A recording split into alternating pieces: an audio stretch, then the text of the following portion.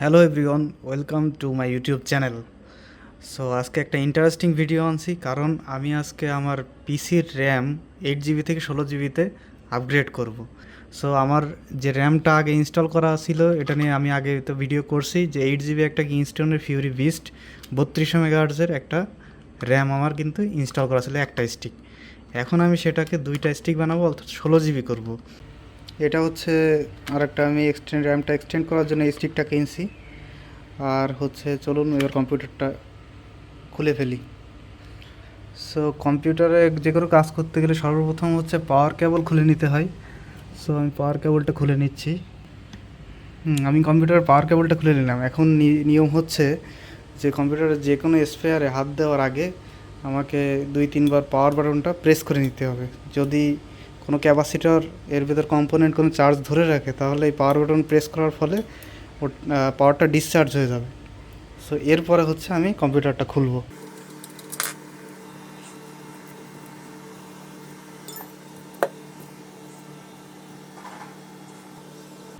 আমার পিসিটাকে দেখাই। এটা হচ্ছে একটা মাত্র র্যাম এখানে ইনস্টল করা আছে।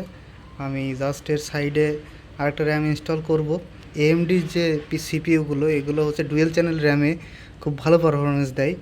এখন এই কারণে আমি সেম 3200 মেগাহার্জের আর একটা কিংস্টন ফিউরি বিস্ট র্যাম আমি এনসি 3200 মেগাহার্জের। সো চলুন এটাকে ইনস্টল করা যাক। র্যামটাকে যদি আমার ডুয়েল চ্যানেল মোডে রান করতে হয়, তাহলে ফার্স্ট র্যাম যদি আমি ফার্স্ট স্লটে ইনস্টল করি, তাহলে সেকেন্ড র্যাম আমাকে থার্ড স্লটে দিতে হবে। আর যদি সেকেন্ড স্লটে যেহেতু আমার দেওয়া আছে, সেহেতু আমি ফোর্থ স্লটে আরেকটা র্যাম ঢোকাবো। পিনটা খোলার পরে আমাকে এই ঘাটের সাথে মিলাইতে হবে। এই ঘাট আছে, আর এখানে এই যে একটা কাটা অংশের মতো আছে, আমাকে এই দুইটা মিলায়ে তারপর হচ্ছে নিচের দিকে প্রেস করতে হবে জাস্ট।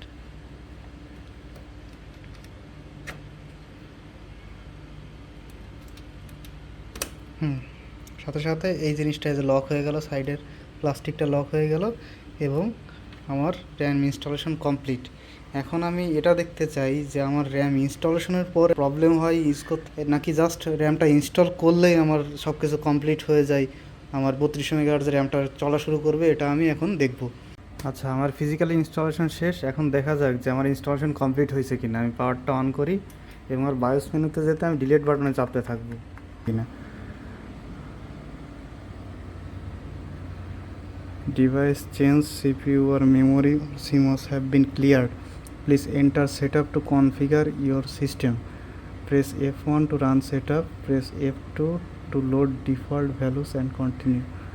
তার মানে F1 চাপতে বলতেছে, আমি F1 চাপলাম। F1 চাপার পরে আমি যাব হচ্ছে এই যে আমার মেমোরি সেকশনে গেলে এই যে দেখুন, আমার আগে হচ্ছে ছিল 2 নম্বর সেকশনে একটা র্যাম, এখন 4 নম্বর সেকশনে আরেকটা র্যাম আসছে। কারেন্ট ডিরাম ফ্রিকোয়েন্সি হলো 3200 মেগাহার্জ দেখাচ্ছে। এই 16 জিবি র্যাম ইনস্টলেশন হয়ে গেছে, তার মানে আমার এখন সেট আপ কিন্তু কমপ্লিট। আমি এখান থেকে দেখে আমি বুঝতে পারতেছি। এরপর আমি আমার পিসিটা রান করতে পারি। You do not made any changes to BIOS setting.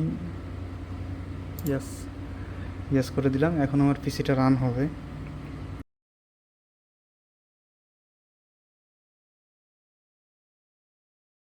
আমি পিসির প্রপার্টিসে যাই। এখন দেখুন আমার র্যাম 16 জিবি ইনস্টলেশন হয়ে গেছে।